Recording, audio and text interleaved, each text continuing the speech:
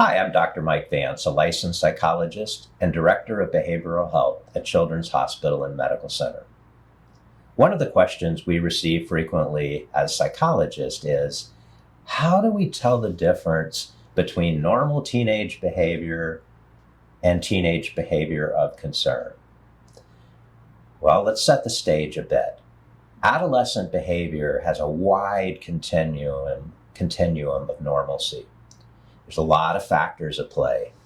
Teens mature and change over a 4 to 5 year period, and they started at different times. Your early maturers may start adolescence at as early as 11, and late matures we might see starting at 15.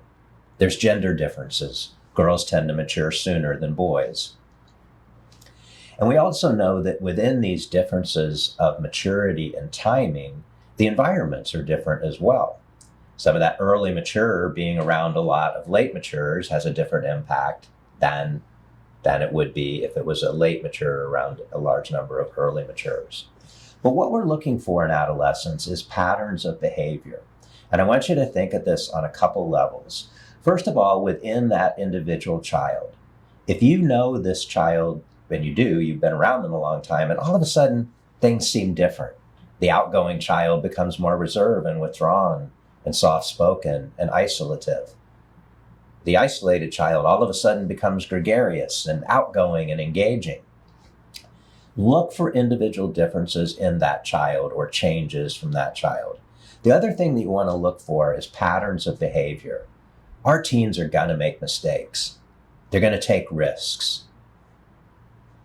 What we want to watch is after they've taken a risk or had an experience maybe that didn't go too well, how are they handling it? What is their reasoning? What are their plans going forward?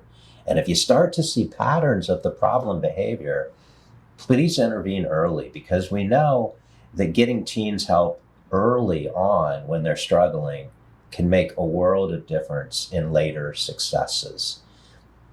The other pieces that we look for when we think of adolescent development and uniqueness is the combination of opportunity.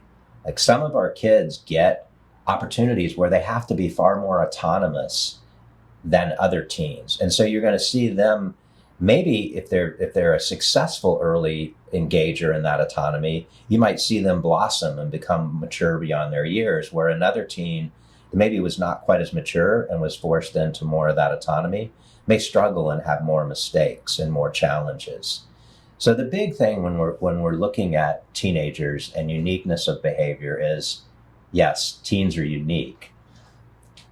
But if you are concerned, actually you should even do this before you're concerned, but you should talk to your teens, those that you work with and those that you parent, about feelings and emotions. Don't wait until they're in crisis or perceived crisis, but asking them questions. How are you doing today? What was hard about today? What went well today? Those sorts of questions early on help set the stage when there is a critical point or a critical moment. And when you are having those conversations with your teen, be patient, listen to their answers, and ask your next question based on the answer that they gave you. The other rule of thumb with adolescents, their first answer they give you is probably what they think they can get away with, and that's going to be done, and you won't ask them the question again. So take the first answer as a conversation starter, not as a conversation closer. Once again, I hope you enjoy working with the teenagers and adolescents, that you get the opportunity to parent and educate, and thank you very much for what you do.